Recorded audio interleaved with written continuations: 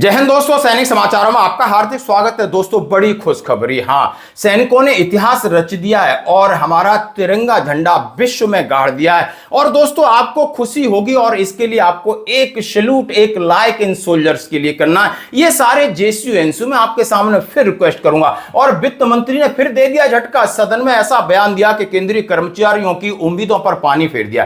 Paramilitary force के जवानों को मिल रही है तारीख पे तारीख, आखिर इतना भेदभाव क्यों? और रक्षा मंत्री जी कह रहे हैं यानी सैनिक तो लड़ते हैं लेकिन उनका सपोर्ट सिस्टम भी उतना ही महत्वपूर्ण और उनकी भी जिम्मेदारी बड़ी है। उन्होंने आखिर क्या कहा, और मैं बात करूंगा अब कुछ सिविल की खबरें जो कि नशे में धुत हैं। ये जैन जी युवतियां पढ़ी लिखी और रोड के ऊपर क्या चल रहा है जरा देखिए। यदि आप किसी बड़े मंदिर में दर्शन करने के लिए जाते हो, यानी प्रभु के दर्शन करने, तो आपको बड़ी फीस देनी होगी क्योंकि वहां भी वीआईपी ट्रीटमेंट है। धर्म के नाम पर धंधा की खोलूंगा पोल। और पुलिस वाले ट्रेन में हो या बस में कहते हैं हमें टिकट लागू नहीं है, यानी सबसे बड़ी देश सेवा ये करते हैं। इनके लिए हर जगह सब कुछ फ्री। नेताओं के बाद इनका आता है नंबर। और मैं बात करूंगा एक और बड़ी खबर जिसको कहा जा रहा है कि कर्नाटक के अंदर 7000 कॉलेज इसमें एड्स है, यानी आप समझ सकते हो HIV पॉजिटिव बहुत सारे स्टूडेंट हैं। और साथ ही मैं बात करूंगा, हाँ जी दोस्तों, असम में बाढ़ के बाद बड़ी त्रासदी। आइए दोस्तों, खबरें करते विस्तार से। सबसे पहले हमारे chief of army staff general Dheeraj Seth साहब और पूरे इंडियन आर्मी की तरफ से हमारे उन जेसीओस एनसीओस अधिकारियों को भूर भूर प्रशंसा, साधुवाद, कांग्रेचुलेशन। इन्होंने सेना का नाम रोशन किया विश्व पटल पर। और नाम रोशन क्यों नहीं किया होगा दोस्तों, मैं बात करूंगा कॉमनवेल्थ गेम्स की, जहां पर हमारे भारतीय सेना के सिर्फ 20 पार्टिसिपेंट थे, 20 एथलीट थे। और उनमें से 20 में से 16 ने मेडल जीता। और 16 में मेडल जीता, उसमें से गोल्ड 8 ने जीता, सिल्वर 7 ने जीता, ब्रॉन्ज 1 ने जीता। Indian army athlete exceptional performance is testimony their zeal and commitment across judo. उन्होंने कहा है हर जगह इंडियन आर्मी झंडा गाड़ती है। सीधा सीधा आप देख सकते हो, कहा है हर काम देश के नाम। चाहे उन्होंने चीफ ऑफ आर्मी स्टाफ कह रहे हैं कि यानी मानवीय सेवा हो, बॉर्डर की सेवा हो। अब खेलों में भारतीय सेना ने देश को बता दिया है कि हमारा कमिटमेंट जबरदस्त है। यानी 20 लोगों में इंडियन आर्मी के 20 लोग गए, उनमें 16 को मेडल मिला है, 4 चूके हैं, उसमें से आप 8 गोल्ड, 7 सिल्वर, 1 ब्रॉन्ज। तो ये एक खबर है जिसको आपको खुशी होनी चाहिए। और साथ ही मैं आपके सामने वो नाम भी रखना चाहूंगा क्योंकि आज उनको आपने एक सैल्यूट देना है।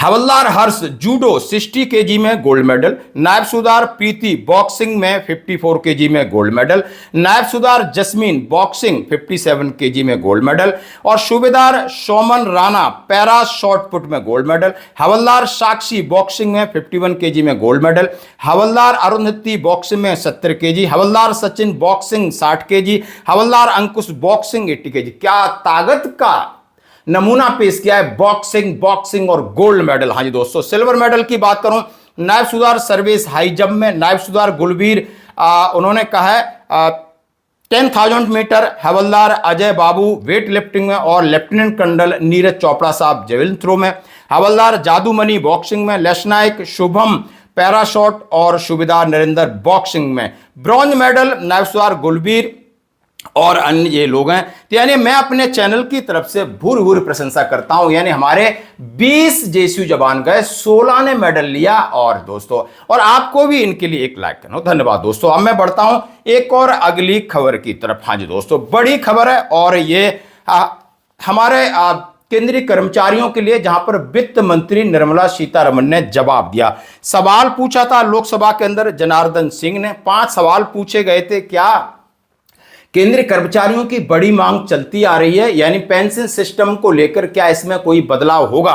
और उन्होंने कहा है बदलाव होगा तो किस तरह होगा, सरकार के पास कोई योजना है बदलाव की? उन्होंने वित्त मंत्री निर्मला सीतारमण ने कहा हमारा ऐसा कोई योजना नहीं है, जिसको जो पेंशन मिल रही है वो पेंशन मिलती रहेगी। चाहे उन्होंने कहा पुरानी पेंशन हो, चाहे न्यू पेंशन हो, चाहे उन्होंने यूनिफाइड पेंशन के बारे में बोला है। और वहां पर केंद्रीय कर्मचारी संगठन इस बात से बहुत नाराज है। उन्होंने क्या कहा है, क्या हम अमेरिका से मांगने जाएं अपना हक? क्या हम किसी पड़ोसी देश से मांगने जाएं? क्या हम राहुल गांधी से अपना हक मांगे? आप वित्त मंत्री हैं, आप सरकार में बैठे हैं। जब नेताओं को पुरानी पेंशन मिल रही है तो उन्होंने कहा केंद्रीय कर्मचारियों को क्यों नहीं? यदि आपने यूनिफाइड पेंशन सिस्टम स्कीम लागू की है, इसमें भी कोई भरोसा नहीं है। ये एक पे आउट है, पेंशन नहीं है।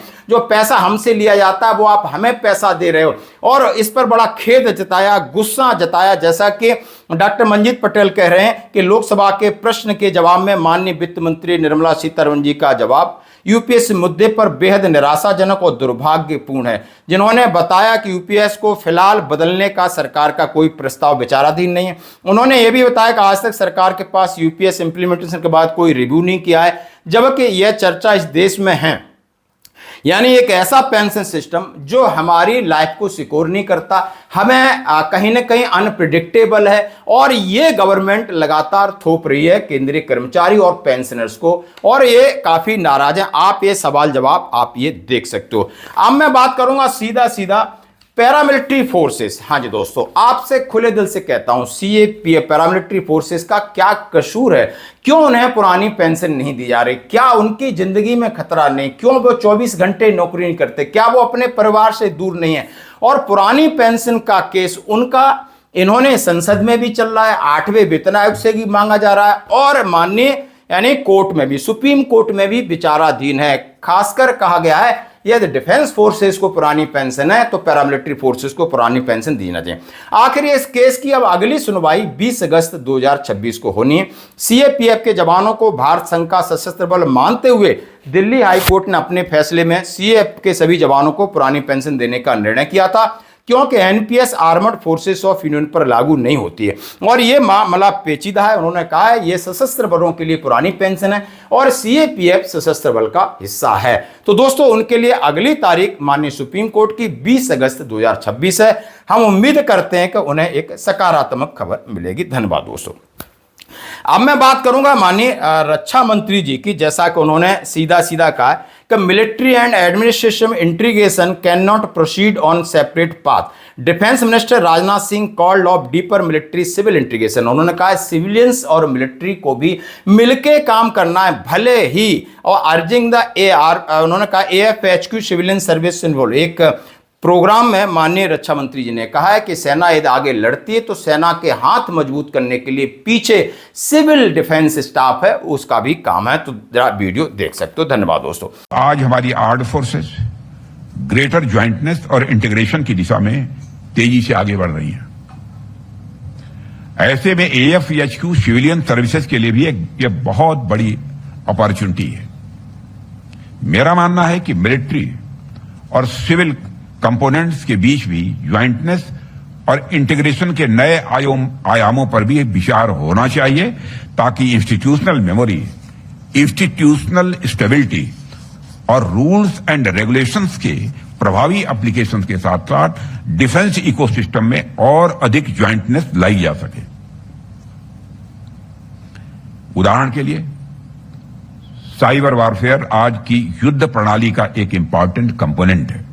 आप सभी जानते हैं, यदि एएफएचक्यू सिविलियन सर्विसेज के टैलेंटेड और एक्सपर्ट ऑफिसर्स अपनी एक्सपर्टीज के आधार पर defence specific common cyber tools विकसित करने पर विचार करें, तो वह हमारी आर्म्ड फोर्सेज के लिए अत्यंत उपयोगी होगा। और इसी प्रकार इंडियन मिलिट्री हिस्ट्री के अध्ययन के लिए भी एक ऐसा फोरम डेवलप किया जा सकता है जहां सिविलियन पर्सपेक्टिव से मिलिट्री हिस्ट्री का अध्ययन हो। इससे नए विचार, नए आयाम और नई सोच यह विकसित होगी, नई समझ विकसित होगी। ऐसी ही अन्य क्षेत्रों में भी अपनी एक्सपर्टीज का उपयोग कर एएफएचक्यू सिविलियन सर्विसेज रक्षा क्षेत्र में और अधिक मीनिंगफुल कंट्रीब्यूशन यह दे सकती है। अब मैं बात करूंगा नशे में धुत। बीच सड़क पर WWE जैसा हंगामा, गाड़ियों की लगी कतार, शराब के नशे में धुत लड़कियों के बीच सड़क पर जमकर हंगामा किया। पहले दोनों के बीच बहस हुई, देखते देखते हाथापाई में बदल गई। घटना की वजह से सड़क पर यातायात बाधित हो गया। राहगीर तमाशा देखने के लिए रुक गए। स्थिति बिगड़ती देख पुलिस को मौके पर पहुंचकर काफी मशक्कत के बाद मामला शांत किया। तो आजकल ये है हमारी देश की नारी और देश का भविष्य, जिन्हें आप देख सकते हो।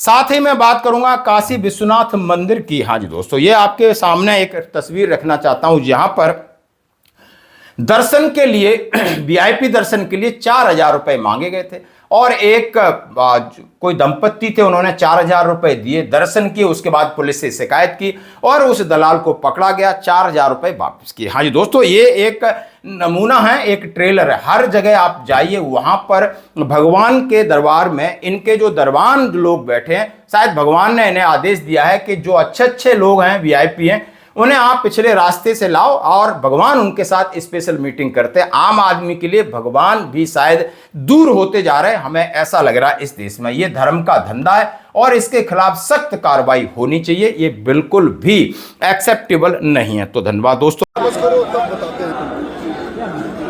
पैसा वापस करो। पैसा मिला आपका?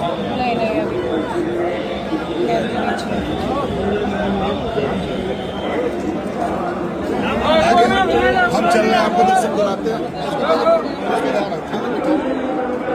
क्या नाम है तुम्हारा? बसंत क्यों पैसा लिए इनसे?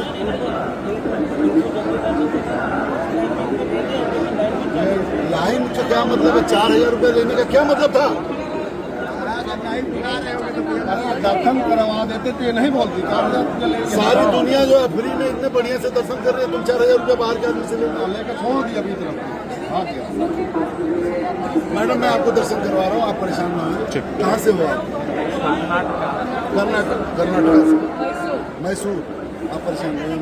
तो अब मैं बात करूंगा, आप एक वीडियो दिखाता हूं। ये पुलिस वाली मैडम है और कंडक्टर भी एक मैडम है, वो टिकट नहीं ले रही हैं और बिंदास बैठी हुई हैं, हरियाणा पुलिस की लग रही हैं और कह रही हैं हमें कोई फर्क नहीं पड़ता, या यूपी पुलिस की हो सकती हैं, हम टिकट नहीं लेते हैं। और ऐसा ही आपने केस देखा होगा, ट्रेन के अंदर हैं कुछ पुलिस वाले, कुछ नहीं ले रहे हैं, बस में नहीं ले रहे हैं, कहीं भी पैसा नहीं देते, हर जगह इन्हें फ्री चाहिए। यानी देश के अंदर यही डिपार्टमेंट है जो पूरी तरह देश की सेवा कर रहा है और देश के लोग भी बहुत प्यार करते हैं, इसलिए इन्हें हर जगह सम्मान चाहिए और हर जगह इन्हें दादागिरी के साथ सम्मान चाहिए, दादागिरी के साथ फ्री चाहिए, सब कुछ फ्री चाहिए, नहीं तो ये डंडा घुमाएंगे। तो आप देख सकते हो कि क्या ये सही है। ये है हरियाणा पुलिस का स्टाफ जिनका डेली का ड्रामा हो गया है फ्री में चलने का।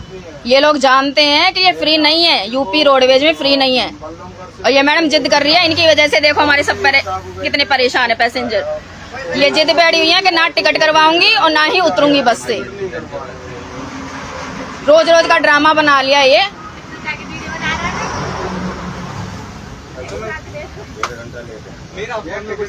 फेस भी नीचे कर लीजिए, जिस तरह आप, मेरा फेस क्लियर है, मुझे डर नहीं है, आप भी फेस नीचे कर लीजिए। ये देखिए बदतमीजी और कर रही हैं, ये बदतमीजी और कर रही हैं।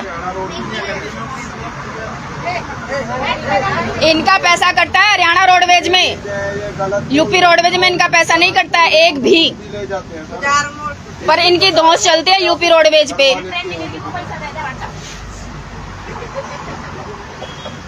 साथ में बात करूंगा, हाँ जी दोस्तों, एक और चौंकाने वाली खबर है।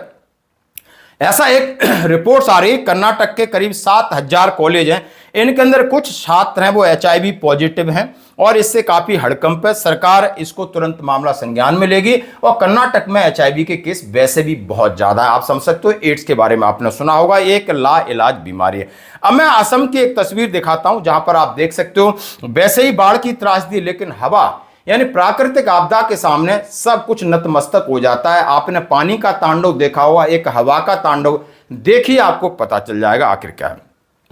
साथ ही मैं आपको एक वीडियो दिखाना चाहता हूं, हमारे एक BSF अधिकारी को पाकिस्तान रेंजर्स का एक सोल्जर किस तरह सैल्यूट कर रहा है। और ये शायद बाघा बॉर्डर, अटारी बॉर्डर का एक जहां पर आपको एक डेमोन्स्ट्रेशन होता है और वहां का एक सीन है। कितना अद्भुत लगता है कि हमारा एक BSF का जवान मूंछ के ऊपर ताव दे रहा है और उधर उनका एक सोल्जर हमारे अधिकारी को सैल्यूट कर रहा है। ये वीडियो काफी वायरल हो रहा है। तो दोस्तों, आज की खबरों में इतना ही, बने रहिए हमारे साथ। धन्यवाद।